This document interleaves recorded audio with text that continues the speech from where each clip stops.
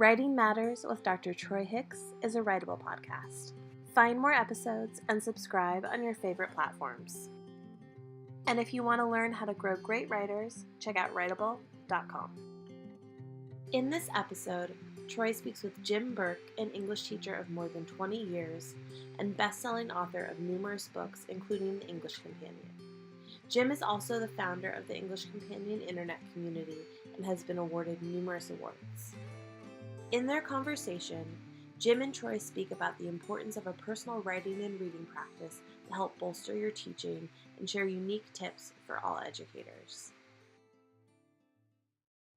Welcome to our next episode. Today, I'm very pleased to be joined by Jim Burke, who has been a mentor to so many of us through the National Council of Teachers of English, the English Companion Ning, and other outlets involving literacy education more broadly. Welcome, Jim. Thank you very much, Troy. Good to be here. Appreciate it. So tell us a little bit about where you're at in your journey as an educator. I'm at an interesting point because I officially this year became the teacher who has been at Burlingame High School the longest.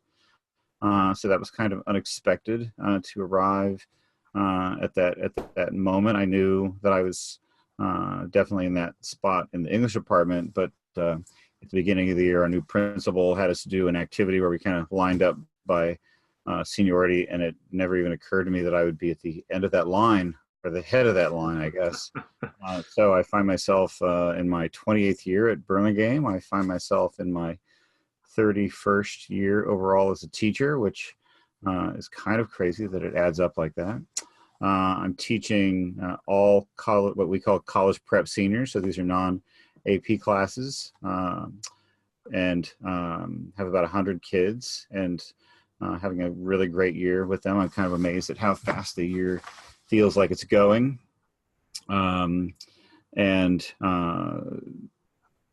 Just this morning, I had a conversation with my principal about whether or not I would want to consider being an instructional coach next year.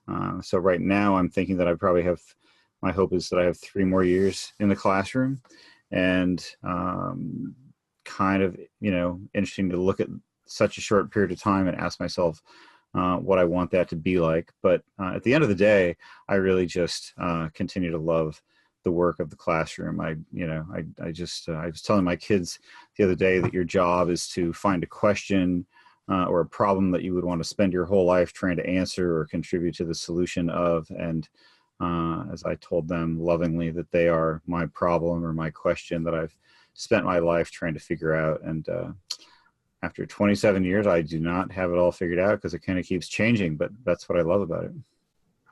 That's amazing. Well, for what it's worth, I could see you in a role as an instructional coach very easily, but I understand your passion for being there with your kids every day too. So, well, I'd still stay in the classroom. So I would be teaching, like 3 classes still, and then I would just be coming back full time to take on a couple of those periods as an instructional coach.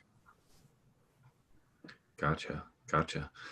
Well, thank you. I have to imagine that you would do well as an instructional coach and still having that shared role in your classroom too. So with that in mind, as I've been asking all the guests, I'd really like to get to the go-to strategy, the teaching tip that works for you now. We could certainly talk for quite some time about pedagogy and educational philosophy more broadly, but I wonder if you could jump right in and share something that's working for you with your kids in your classroom right at this moment. The best thing that I would talk about is you could, to some extent, you could talk about it as just the basic strategy of kids can't. They need to know what you want. They need to know what the thing that you want them to do looks like. So they need to really have good examples of what that looks like if they're going to be able to perform at that level in general, or if they're going to be able to do work that's kind of as precise as you would like them to do. Probably the thing that has made the most compelling impact on my own teaching is this thing that I call the daily record. And I would describe it, so it's a Google, just to set it up a little bit, it's a Google Doc. We're looking at a live document here, so I guess these are probably students of mine that are doing their work up there. And it's a Google Doc, and the premise is to write my lesson plans for my class each day with my students and I as the users of them, and either to have them displayed up on the big screen, or to have them visible on their Chromebooks that we have in the classroom. And I think if I traced it back originally, I would say that it comes from Atul Gawande's The Checklist Manifesto, that idea of coming up with some sort of a structured template that is kind of trying to protect me against my own inclinations and dispositions to wander or digress or whatever. And we have a lot to accomplish in the constraints that we teach in. So what I did is, this is a table of contents function. And if I go to today, no, actually yesterday is better. So if I go to yesterday, January 29th, so what it looks like is, I'll kind of do this quick scroll through and then I'll explain it a little bit more, is, it's just kind of everything that I need for the class, for me to use. It's got the homework and all that kind of stuff. And then what it allows me to do is to, kind of dump news in there, things like that. I saw Todd Finley's Todd's brain thing the other night. My students and I had just been talking about note taking. So, I popped that in there, just like a little reminder about class next week. And then what I really do is, this idea of, what is that I'm trying to accomplish today. So we're reading The Immortal Life of Henrietta Lacks, and then we're working on part of this extended research project called the Expert Project, and they need to write an executive summary. So what the daily record does is, I basically break it up into 3 acts. In general, I feel like we can't accomplish more than 3 major moves in any one class period without kind of slicing it too thin.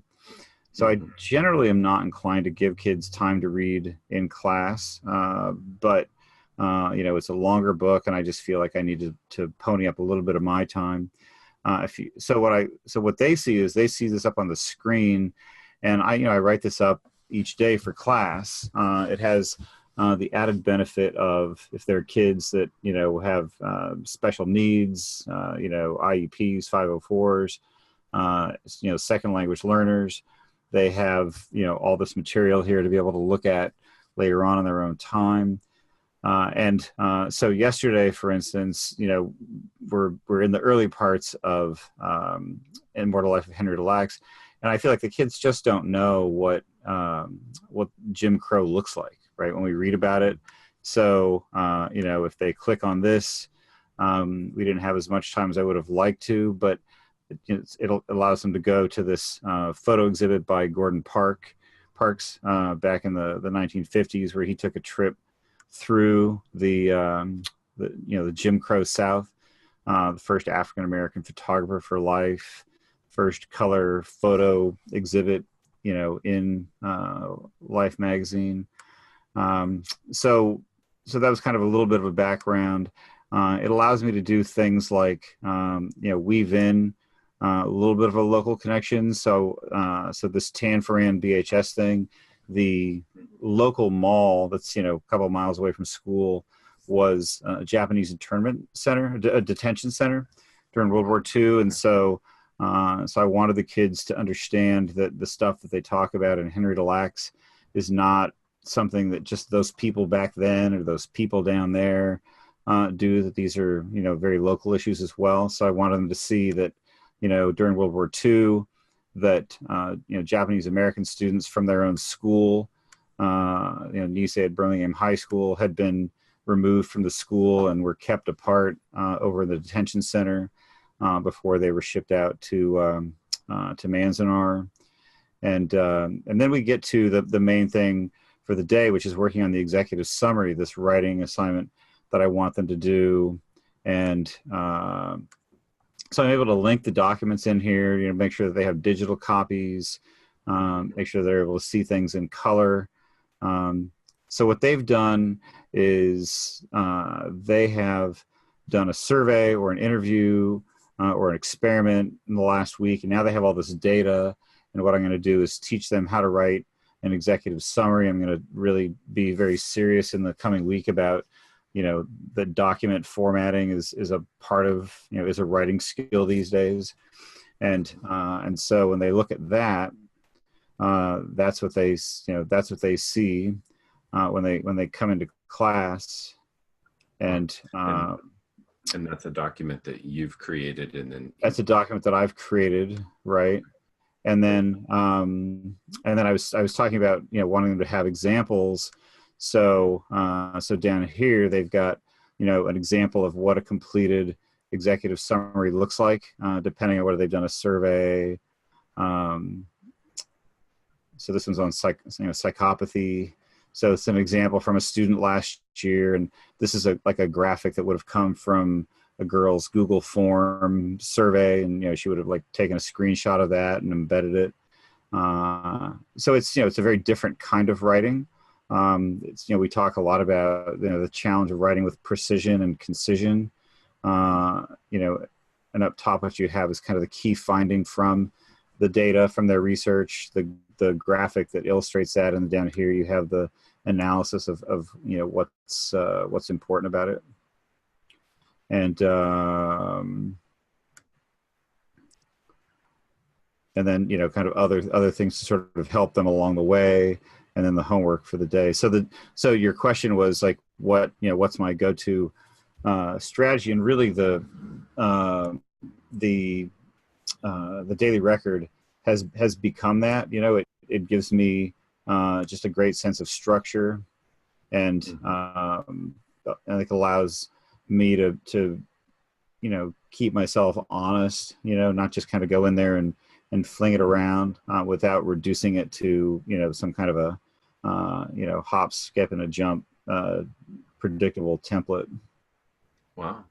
And so your students, as they use the daily record, and you said that they may be contributing to the daily record too, what are their reactions to this as an organizing tool and kind of a key feature of your classroom?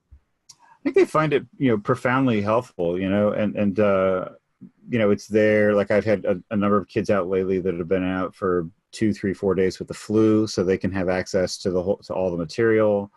So one of the things that I'll do with the daily record is after class, I haven't done this yet today, but after class, if there's whatever's on the board, I'll take a picture of it and just go back and add that to the daily record. So there's a little bit of a record if a kid was out.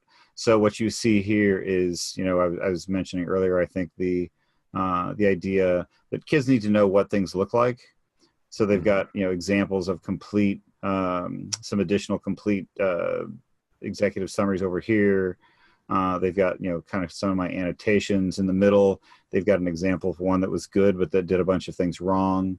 And so to the extent that kids can come up and take a look at those, that I can use those to refer to when I'm teaching, it just makes the teaching, a lot more tangible. Kids were, during class, they were coming up and taking a picture of them with their phone. So they had, can kind of look at that later on. So that was today's class. That's amazing. And it seems like it's such a valuable resource for them. They always know right where to go to get that. It's all in that one document, which had, it looked like some 11,000 revisions, even from the short period of this first part of the semester. And I can imagine that would be incredibly helpful for them to be able to go back and just have that record of their learning on a day-to-day basis in such a concise manner. Yeah, I mean, it's I keep tweaking it. I think we're all, we're always kind of trying to play around with these different things, try to find the right, the right look for it. So the kids, I mean, they could see it if they wanted, but I was playing around with adding this semester, adding this feature here. Where if I click on this standards address, it goes to a digital version of my Common Core book. And if you click on this, it goes to a list of accommodations, trying to, so the kids can see it, but it actually doesn't automatically show up for them. I think one of the things about our work these days is just all that we're trying to accomplish in the span of a period. And so I play around with things like this in part to try to improve my own teaching, try to create these kind of structures to be more consistent without being formulaic. But then it's also interesting to see the things that, like by actually using this, I find like, man, that would really take a lot of time to go and add that. And would it make a difference with our teaching? So I'm really big on only doing what makes a difference. I don't have the standards addressed here today, but I knew, kind of which standard I was working on. Do I talk about with the kids? No, not really. They're not interested. Like that accommodations thing goes to a big sheet that's, frankly is way too many different things to be able to make sense of and look at. But it's, for right now, it's there's like a little nudge to try to push me to at least think about it. So it's interesting times to be a teacher with all that Don Graves used to say that teachers are like 5-pound bags into which people are always trying to stuff 10 pounds of grain. And, I just feel the truth of that more and more all the time. I imagine. Well, and I appreciate what you just said about this effort to be consistent without being formulaic. I think that's a challenge that teachers face in the moment to moment aspect of things that they do, as well as in trying to sketch a lesson plan or a unit plan or a whole semester plan. I think that's an immense challenge that they face. Well, and that's why I think, Gawande's, book, The Checklist Manifesto, was so interesting because, here's this big, super, super successful, brilliant surgeon. And, at the end of it, after he's examined all these different checklists to try to help others, somebody says, do you use it yourself?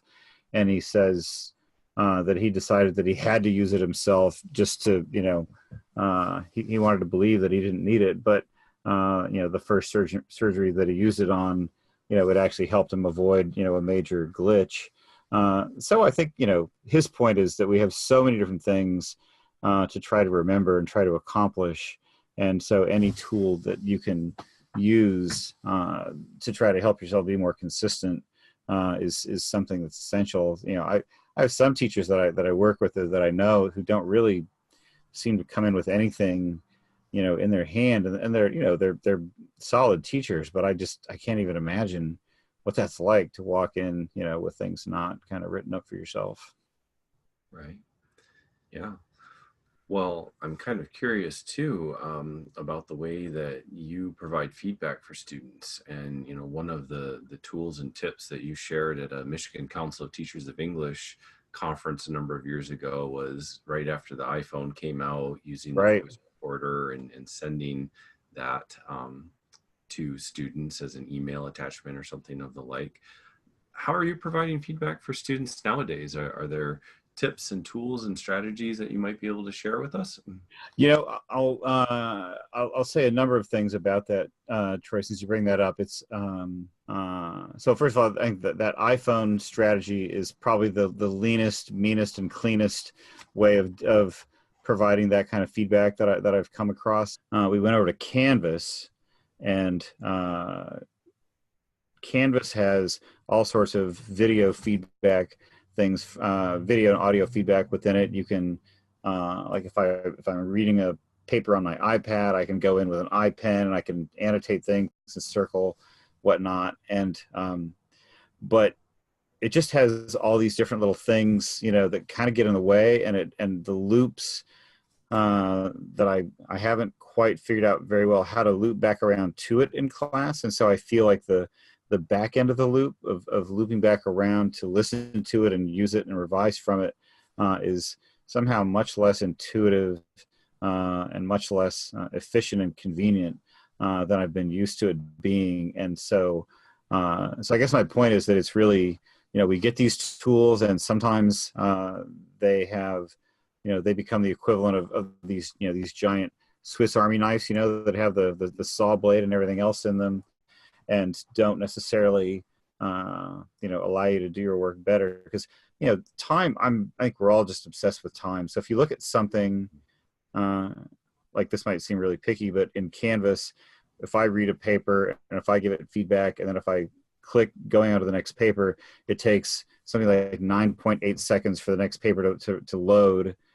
So, 9.8 seconds times 100 papers is real time. I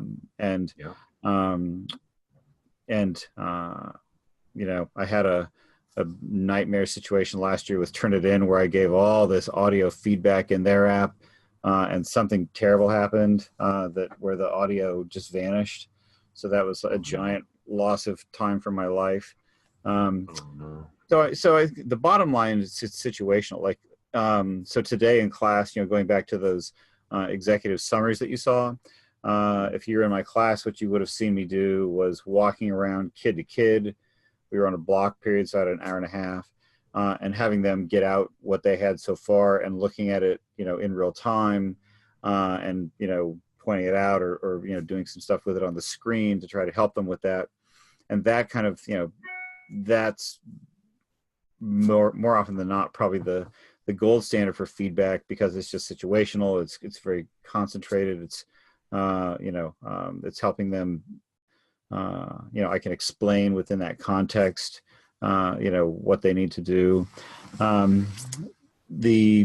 Sometimes, if I'm handing back a paper that the kids have been working on, I may go through all the papers and just look for some common patterns, and then kind of come back and not so much have individual feedback. It's challenging because partly it depends on what you feel like they need. I collected some big things towards the end of the semester, and the truth was I just wasn't going to spend my whole winter break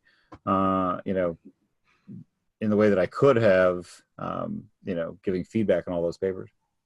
Sure, absolutely. But it sounds like what you're saying is that there's still quite a bit of value in that face-to-face conversation with kids, and then you're using technology and other means to enhance what you're able to offer them in that face-to-face setting. Yeah, and I'll meet, sometimes I'll set things up where I'm sitting up front, and I'll just either be kind of available in general or call kids up, in different ways. I think through the daily record, there's another form of feedback in the sense of, kind of a implied or indirect feedback, I guess, when kids can go on and look at examples. So they're trying to figure out what to do, or they did what they did, and then they can click on that link and see an example of it and compare that with theirs. Sometimes, I don't have these for all, but some papers, what I've done, like an independent reading essay, which is kind of a type of, a timed essay. So I have like an annotated version of a successful timed essay that's going through and explaining what that paper is doing, and what it's doing and what it's doing so well, and why that is a good thing. So that's, I think, ideally, if we work with assignments over time, we get to know, not a formula, but we get to be able to go in and provide feedback that could kind of work in a generic sense. One of the other things that I do that I think is really helpful is, like at the beginning of the year, a lot of the kids, since I teach seniors, a lot of them still come in with a fairly disposed towards formulaic writing, even, the 5-paragraph essay, unfortunately, which is fine, in its place and its time. But as seniors, they need to be moving away from that. And so like with the first essay that we write, the kids often just have no idea how else you might be able to begin an essay than just saying these are the 3 things that you're going to say, kind of a traditional 5-paragraph setup. So what I do, and I think there's an example of this in my new book with Heinemann, but I'll give them the sheet with like 6 or 7 different ways to begin, begin with a question, begin with a quotation, etc. And then what I did is went through and wrote 7 different introductions for that same paper that they're working on, using each of those different strategies, and those different approaches. And so I think that counts as a form of feedback as well. Like there's, kind of feedback through example, for them to either be able to compare theirs or just, kind of look at it and get some feedback that could nudge them in the direction. The other thing is just to be able to give them that choice, with their writing, that I think can matter so much. Yeah, yeah. And that actually leads really well into the next question I was going to ask you about is what's been fueling you lately? What are you working on? And I know you just mentioned a moment ago your recent Heinemann book, with the 6 academic writing assignments. And I wonder if you might tell us a little bit more about your book and kind of why you approached it that way, and then how teachers might be able to use this as a resource when they're designing their own writing assignments. Sure.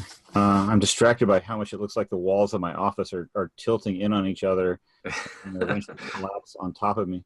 Um, so that that book, relative to our discussion, was very interesting because I have never had it took me almost 5 years to write that book, and I've never had a book that's taken me that long to write, and I I really had to learn to trust the writing process. And Tom Newkirk was my editor on that book. I'd never worked with him before, and that was kind of his main advice, over and over again, was trust the process. And so I wrote almost 3 complete versions of that book, each one of which is completely different. And by the time I would get to the end of each one, I already kind of knew that it wasn't, right. And I thought about that a lot because I think we're in the midst of some kind of a change with writing that's a little bit hard to understand. Part of it is what the experiences that people have with teaching writing and coming in, and how well prepared. Not everybody gets to pass through Professor Hicks's classes and learn how to write and use technology to do it so well.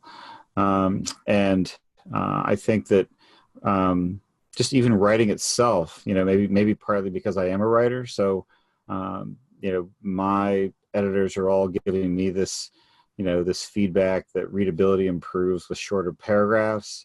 So you have a lot of kids that come in with like this big, expert project paper that my kids are writing. I will get a 5-paragraph, 10-page paper. It will happen. It happens every year, no matter how many times I say, try to provide against it. And at some point it just becomes like a security blanket for some kids, even though, I've never said anything like that all year long. And so I think you just have a period of time where writing itself, because of the devices, because of the contexts, that it's changing. I think the intersection with the reading, the connection between the reading and the writing has kind of grown more complicated as kids struggle with the reading. So what I finally ended up, I kind of tell the story at the beginning of the book, but I was sitting in the copy room one day and I just picked up a handout from some teacher in the copy room and looked at it and basically realized it was not a great piece of work. And what I realized about the handouts is that they're like the hidden, in the book I call them the secret operating system of our classrooms. Like, everybody's in there making a copy of these things to take it back to their class, and they're going to put that in the kid's hand, and that's what the kid is going to learn from. So when you start looking at these things and you see, kind of the lack of clarity about what they're trying to accomplish, or the lack of clear guidelines, and so I really started just looking at the actual assignments that teachers were giving, and they sorted out into this different arrangement than most people have looked at in the past. There's these 6 different types that I found, which were the writing to learn, short answer, writing on demand, more of like a process paper where you're kind of going through revisions and everything, long form, kind of like the paper that my kids are writing now, and then alternative forms, which are going to be anything from resumes and PowerPoints to more mixed media. We're looking at having the kids experiment around with a digital essay using Adobe Spark next week, and so that's a whole new thing for me. I haven't done that, but it's a form of writing. But then you're mostly, the writing is mostly the script that they're writing for the voiceover that goes kind of with the images. So it's it's an interesting time. Yeah, that's amazing. So, like you just said, kind of having these handouts, or I know in my children's middle and high school, they will often get packets, these 6, 8, 10-page packets that unfortunately do kind of resonate with the 5-paragraph-ish kind of theme. Right. And oh, here, work on your thesis. And then on the next page, you flip over and it's the body. And then on the next page, it's the body paragraph 2, and so on and so forth. Right. Make sure you bring in a quote from the text. Make sure you have one sentence explaining it. Everything has its order. So to have that kind of resource that you've shared with us is incredibly helpful. Yeah. So so now I'm trying to work on, I'm kind of going back at a lot of this from a different angle, of looking at reading assignments, which certainly intersect with the writing assignments, but I'm starting to kind of look at that, and not really relevant entirely to your show, but I had a crazy year of life last year, and just on all sorts of levels, and so I've just finished a rough draft of a memoir about last year, and it kind of started out as exploring the boundary between teachers' personal and professional lives, and one of the things that I learned with writing more of a narrative piece is there's what you think you're going to write, and then there's what you end up writing once you start writing it, because you find that it kind of just starts, it goes where it wants to go. And I've read people saying that in the past, but I hadn't had the experience of it. So it's been a very interesting last 7 months with writing, in terms of kind of writing a whole different kind of writing. It's been very it's been great for my teaching, like talking about Henrietta Lacks today. I'm hardly going to compare myself to Rebecca Skloot, but I see what she's doing in so many different ways now. It's just this wonderful example of, if you practice what you preach. So if you're doing some of the kind of writing, that you're teaching, you just can't help but see those things in new and better ways, with your teaching, and, it enhances your credibility, as you stand there in the classroom. I will say, and this is, more a point for your large audience. You have, well, first of all, you have a great example in Michigan's own Dave Stewart, and all the work that he's done, with his books and his blogs and stuff like that. But I do really worry about, the new generation of, the next generation of writers coming along in the profession. I think, I do what I do, first and foremost, to just help me better understand my own practice. But you see a guy like Dave. I have a lot of respect for him, and he's so public about his own learning and practice. He's one example of what that looks like. But I definitely think that we've got to have those people coming up along behind you and me and others. Penny Kittle and Kelly Gallagher and I are all the same age. We're all kind of moving towards whatever the next stage is. And so there's that question of, who are going to be the next people. And you definitely have, some wonderful people. I mean, like Kate Roberts, books about reading and whatnot are fantastic. But, we need those new voices to do the writing in their own class. I think too often people think like, oh, other people write those books, Troy Hicks and Penny Kittle and all those guys, and it doesn't always occur to them that, like, we were just doing the work, and somebody said, you should write about that. And that's pretty much how it happens. Yeah, that certainly resonates for me in thinking about how to bring those new voices, how to do that through collaboration, but then also to help people in their own solo projects, and whether it's through blogging and presenting to get started, but then as they move towards, these more substantive book projects, how to be a support, how to be a mentor, how to be a guide. Yeah, I think we share that concern as well as that enthusiasm too. So back when I was starting out, you couldn't start a blog. You had to write and get rejected for journals. I know. Way back in the day. Hard way up. Yeah.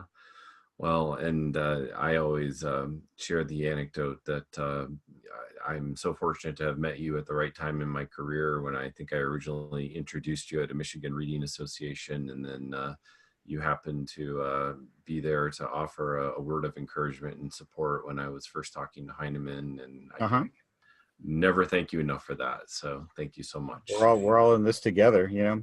Yeah. I don't know if you've read Tom Newkirk's book Embarrassment, you know, or Embarrassed, but it's probably one of the best books I read in the last year. And I think that you know, one of the things that I value about it so much, and it applies to all the different aspects of our work and with the kids as well. But it's just, you know, he talks about that emotional underside of learning, and that the vulnerability, and I think that applies to teachers as well. When you start putting your own ideas out there, right? When you go to the conference that first time, you know, the first time I ever spoke at a conference was the year that I published the first edition of the English Teacher's Companion. And I thought, oh man, I'm an author now, so I'm probably going to have this big room full of all these people. And I showed up, you know, having, you know, fanatically prepared for this big presentation, and I had, I think, 7 people, you know, in the room there, you know, very, very willing and ready to learn from this no name. And, you know, it's all just a part of the learning, you know, as you go along. It is. So I thank you ever so much for your time today, as well as everything that you've contributed in your own classroom and to our profession. I'm very grateful for the opportunity that I'll have soon to visit your classroom and spend a little bit of time with you again. Yeah, it's going to be great. Yeah. Wonderful. I'm looking forward to it. Yeah. So any closing words that you'd want to share with other teachers of writing as they think about moving forward with their own work? You know, I think I just go back again and again to the absolute importance of continuing to do your own reading. You know, this is you know, I've talked about this elsewhere, but probably the single most important person for me in this respect, you know, was Carol Jago. We, you know, we kind of came up into this writing and a lot of that together. But you know, at one point, you know, she starts asking me what I'm reading, and I'm in maybe my 3rd year of teaching, and, you know, and I'm saying like, oh, I don't have time. I'm, you know, and she says, of course, everybody has time for whatever they think is important, and then eventually you just don't want to not be able to participate in that conversation. And so I just started reading the New Yorker. I started reading, you know, the Atlantic magazines, you know, audiobooks, and there's just nothing, you know, first of all, you just get the immediate benefit for your own self of continuing to do what you already love to do anyway, you know. And those teachers that I know we all have, you know, all this work we have to do, but those teachers that want to, you know, stack up all their New Yorkers until the summer, or that just want to listen to podcasts, like podcasts are perfectly fine, especially yours, but they're not, you know, like I'm reading, I'm listening to All the Light that we cannot see right now by Anthony Mara, because Michael Smith told me that was his favorite book last year. So you know, like there are all sorts of great podcasts that I could listen to, I'm sure, but they're not going to, you know, fill me. They're not going to challenge me. They're not going to kind of contribute to my education as an English teacher in the same way. You know, I just finished reading the 4 Elena Ferrante novels, you know, and then reading the professional stuff. So I just think, you know, that even if, like most of us, myself included, write our books in ways that you've got these little mini chunks, and you can sit down for 5 minutes, you know, and read the next little chunk of Tom Newkirk's book about embarrassment. The whole book is probably 150 pages, you know, or my new book, but you know, 5 minutes gives you something, you know, for that next lesson that you're going to be able to use or down the line. And it waters your roots. You know, I think if we don't continue to kind of walk the talk, if we don't continue to read, if we say reading is important, if we don't continue to read because we actually love to read, then our roots probably get a little drier and a little withered, and we're not as deeply seated. And you know, that I think has, you know, for 30 years now has just sustained me in such a deep, enduring way. Obviously, as you can see behind me, there's a lot of books in there, and you know, some of them are waiting to be read. Some of them, you know, have been read. But you know, it's a wonderful thing to be able to get paid to do what you would love to do anyway. And with that, I really appreciate you sharing that little piece of advice, and you've given me a few things to add to my reading list. So thank you again so much, Jim. All right. Writing Matters with Dr. Troy Hicks is a Writable podcast. Discover more episodes and subscribe on your favorite streaming platforms, or check out filmed episodes on YouTube. Writable offers more than 600 writing prompts and assignments, with a range of feedback and assessment tools to help you build more purposeful, proficient writers. Learn more at writable.com.